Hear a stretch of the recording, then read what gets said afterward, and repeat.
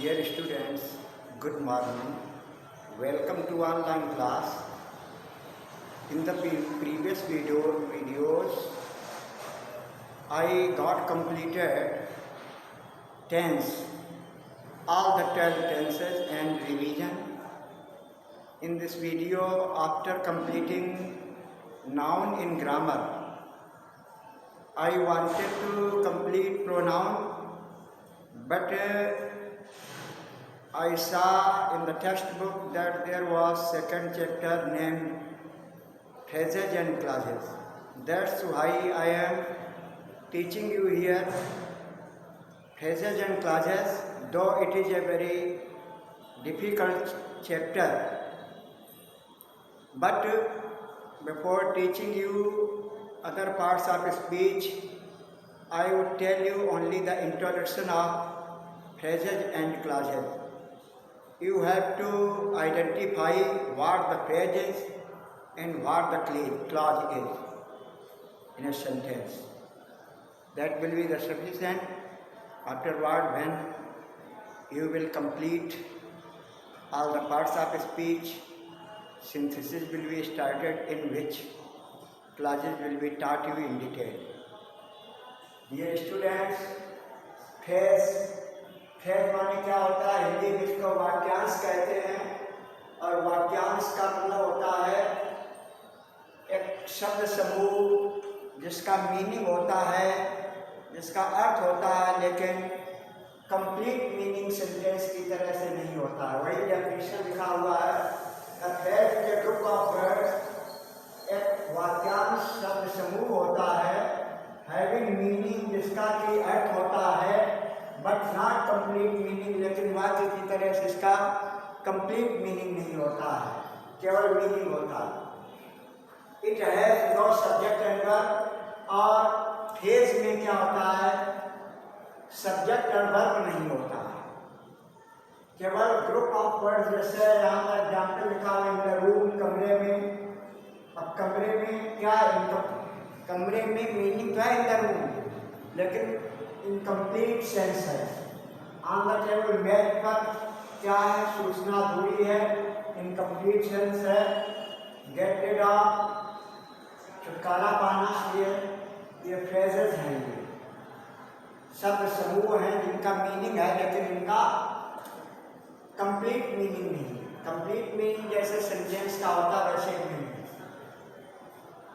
तो अब इसके बाद काइंड्स ऑफ फ्रेज के प्रकार कितने होते हैं? ये 4 प्रकार के इसमें मेनली फ्रेजेज होते हैं। वैसे 3 प्रकार के ही बताए जाते हैं, लेकिन यहाँ पर डिटेल में प्रीपोजिशनल फ्रेज भी हम बताना चाहेंगे डिटेल में। नाउन फ्रेज, एक नाउन फ्रेज जो कि कर्ता के रूप में, जो क्रिया के रूप, जो कि संज्ञा के रूप में होता है। नाउन मीन्स संज्ञा को की तरह प्रयोग होता है। एडजेक्टिव फ्रेज विशेषण की तरह प्रयोग होता है। एडवर्ब फ्रेज क्रिया विशेषण की तरह प्रयोग होता है। प्रीपोजिशनल फ्रेज प्रीपोजिशन की तरह से यह प्रयोग होता है। अब देखिए यहाँ पर डॉक्टर केवल एक शब्द नाउन के रूप में है। माई डॉक्टर जो लगा दिया गया, 2 शब्द हो गए, तो एक शब्द वर्ड होगा, और जब उसमें एक से अधिक शब्द होंगे किसी भी वाक्यांश में, तो होगा फ्रेज। तो माई डॉटर ये नाउन फ्रेज है। आई लाइक इंटरेस्टिंग स्टोरी, मुझे रुचिकर कहानियाँ, रोचक कहानियाँ पसंद हैं, तो इंटरेस्टिंग स्टोरी ये एडजेक्टिव क्लॉज है, एडजेक्टिव फ्रेज है। इंटरेस्टिंग स्टोरीज, रोचक कहानियाँ, इसका कंप्लीट मीनिंग नहीं है। माई डॉटर, इसका कंप्लीट मीनिंग नहीं है, लेकिन मीनिंग है। और इसी तरीके से ही बिहेव वेरी वेल, ही बिहेव वेरी वेल को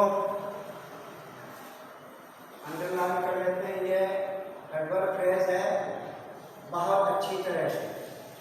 ऑन अकाउंट ऑफ, की वजह से या के कारण, तो के कारण ये इनकम्प्लीट सेंस है, लेकिन मीनिंग है गरीबी कारण और पढ़ाई पूरी नहीं कर सका, ये कंप्लीट सेंटेंस हुआ।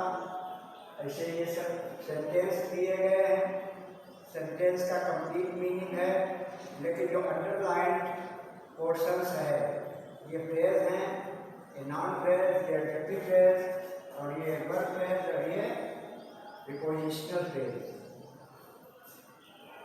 अब आते हैं क्लास में। क्लास माने उपवाक्य होता है, इसके माने हिंदी में क्लास को क्या कहते हैं? उपवाक्य। उपवाक्य क्या होता है? वाक्य का एक भाग होता है, वाक्य का एक भाग होता है। Clause is a part of sentence. उपवाक्य वाक्य का एक भाग होता है, which has incomplete sense if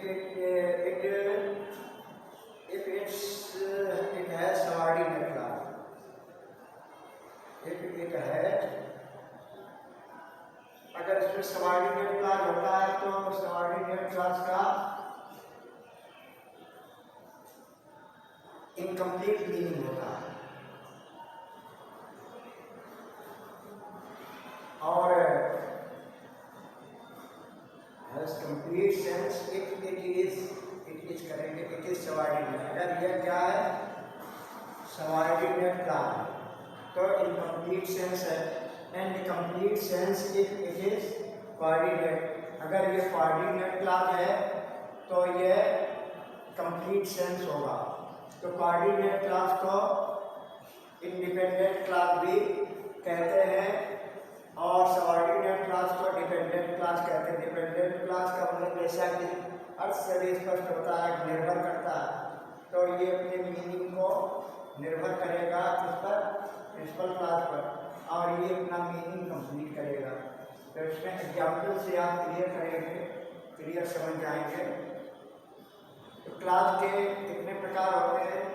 यहाँ तो आपने देखा कि कोऑर्डिनेट और सबऑर्डिनेट क्लास को बताया गया। सबऑर्डिनेट क्लास अपने मीनिंग को कंप्लीट नहीं करता है, और कोऑर्डिनेट क्लास अपने मीनिंग को कंप्लीट करता है। तो क्लासेस होते कितने kinds? There are mainly 3 clauses. मुख्यतः 3 उपवाक्य होते हैं। First number principal class.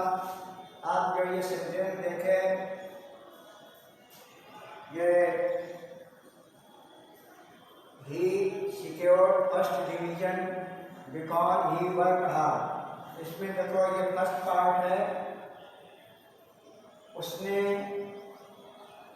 First division प्राप्त किया बिकॉज ही वर्कड हार्ड, क्योंकि उसने कठिन परिश्रम किया। अब यहाँ पर अगर इतना अलग करते हैं, क्यों उसने कठिन परिश्रम किया, क्यों उसने कठिन परिश्रम किया, इसका कोई मतलब ही नहीं है। जब तक इसको साथ नहीं लेंगे तब तक इसका कोई मतलब नहीं। इनकम्प्लीट सेंस जो है ये लिखा हुआ इनकम्प्लीट सेंस। क्यों इनकम्प्लीट सेंस है? क्यों? बिकॉज से बनने वाला ये क्लास जो है डिपेंडेंट क्लास है और सबऑर्डिनेट क्लास है। ये लिखा हुआ if subordinate class sense is incomplete sense if it is subordinate. और दूसरे वाले सेंटेंस देखते हैं, he worked hard so he secured first division. उसने कठिन परिश्रम किया इसलिए उसने प्रथम श्रेणी प्राप्त की। अगर इसको कन्वेंशन को इस कन्वेंशन हटा दें, हैं, या कन्वेंशन को लेकर के करेंगे तो इसका सेंटेंस का अर्थ इस क्लास का पूरा कंप्लीट है। ही सिक्योर्ड फर्स्ट डिवीजन, उसने कठिन परिश्रम, उसने जो है प्रथम श्रेणी प्राप्त की, फर्स्ट डिवीजन प्राप्त की। ये कंप्लीट सेंस है इसका। और कंप्लीट सेंस क्योंकि सोच से बना हुआ है कि कोऑर्डिनेट क्लास है इसलिए ही कंप्लीट सेंस देता है, और ये सबऑर्डिनेट क्लास इनकम्प्लीट सेंस। तो 3 प्रकार के होते हैं। There are mainly 3 clauses, principal clause, subordinate clause और कोऑर्डिनेट क्लास। नोट में लिखा हुआ यही चीज़ जो यहाँ पर ये लिखी गई है, इसी को थोड़ा क्लैरिफाई किया गया है। In the 2 sentences given ever, ऊपर दिए गए 2 वाक्यों में फर्स्ट पार्ट, ये फर्स्ट पार्ट इज प्रिंसिपल, इसे प्रिंसिपल क्लास कहेंगे। ही सिक्योर्ड फर्स्ट डिवीजन और ही वर्कड हार्ड, ये दोनों ही प्रिंसिपल क्लास है।